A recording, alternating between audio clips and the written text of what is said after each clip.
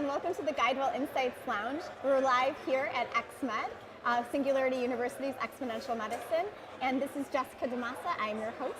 I'm joined here by the fabulous Dr. Richard Wender, who is the Chief Cancer Control Officer for the American Cancer Society. Dr. Wender, welcome. Thank you. So I hear this is your first time at xMed. It is. What do you think so far? It's an amazing conference. I was so struck at how much we already know. But I also was struck, and almost every speaker, of how much we have to do a better job at building a connection between this brilliant technology, what we know today, where it's going to be going, and those of us who are kind of trying to solve today's problems, because you can kind of get stuck in today's solutions rather than really thinking about what are those solutions that we need to be accelerating exponentially. Right. So I know, American Cancer Society, obviously, are very focused on public health initiatives and patient care and taking care of the providers in terms of their experience. So how do you build that bridge from that into technology? What are some of these technologies that your eyes are open to as a result of being here at xMed? There's a couple of things, and as I just mentioned, one of the things that struck me the most is how much we know right now. Right. So let's just pick one of the most basics, and that is the ability to sequence everybody's genome. Right.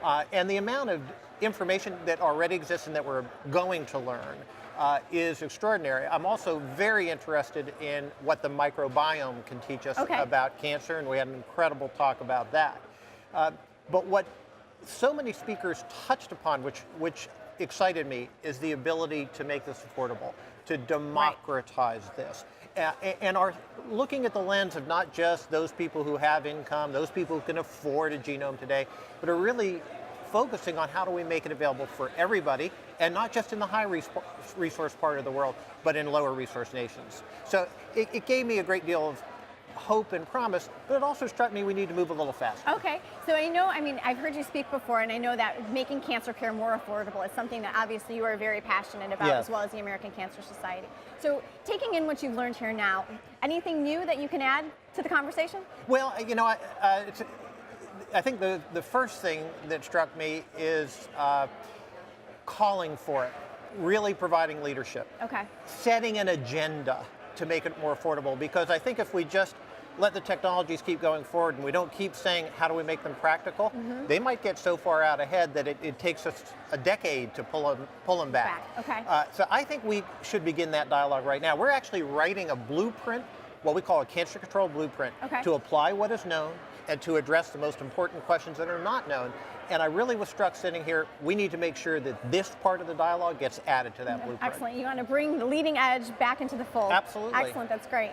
So tell me a little bit about your thoughts on some of the conversations that are happening more broadly in the industry. It feels like talking about cancer and solving cancer is everywhere. We've got the Cancer Moonshot. Yes. We've got the X Prize. It was just won by a team that focused on cancer prevention. Yes. The NIH has their Precision Medicine Initiative. Yes. Why is everyone talking about cancer? 3 reasons. Number one, we haven't solved the problem.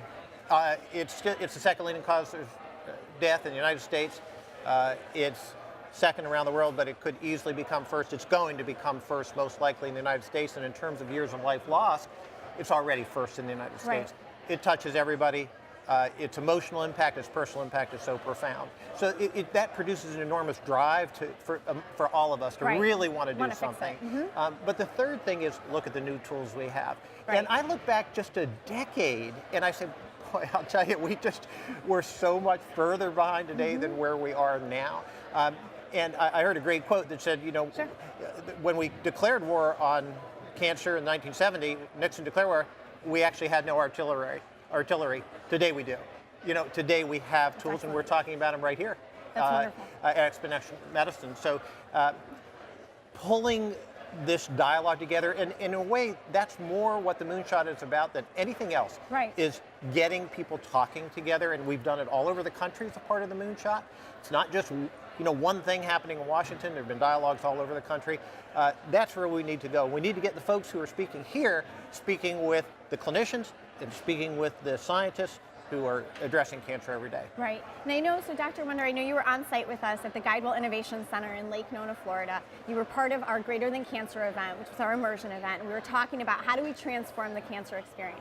And I know this whole aspect of communication was one of the big takeaways from our event as one of the things that could help accelerate the pace of change. Yes. What else, from your perspective at American Cancer Society, could help accelerate the pace of change in terms of integrating some of these technologies in and really, I guess, doing the whole full court press in the war against cancer?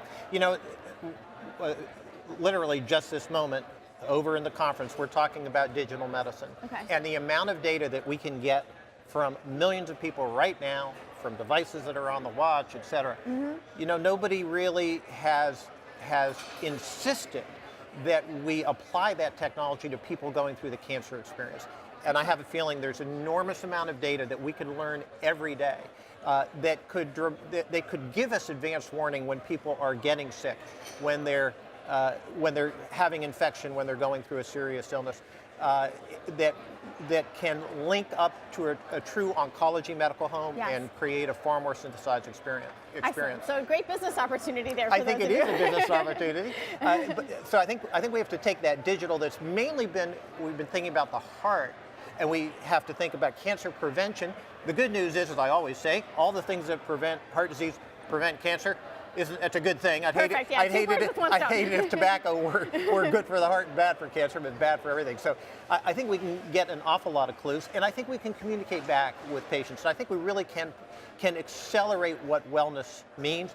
The second thing that really thinking big, we know that this is not going to happen just by keep telling people, eat better, exercise more. Right. We have to do everything we can to make it give people the opportunity to live in a healthier place, to live in a healthier community.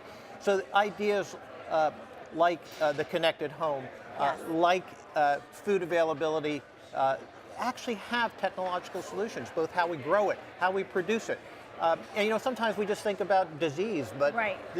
So many of the ideas that we've heard these past few days are very broad, truly about what the future is of food production, of how we live. And that's all about cancer prevention. We don't always think that way, but it is. Your whole life, right? It is. Yes, your whole health life. Yes. So, end me on an optimistic note here. We've been asking everybody. So, obviously, exponential medicine is a conversation about big ideas, right? Yes. About what's coming ahead. So, what has you most optimistic about the future of healthcare? Well, one of the top things is it's not like we're going in the wrong direction. The big causes of death in this country, heart disease and cancer, have been coming down. We've achieved, we're likely to achieve, when all the data is in, a 26% reduction in a 25-year period in cancer mortality. That's with just applying what was known. That was before the genomic era. That was before the idea to identify risk. Mm-hmm.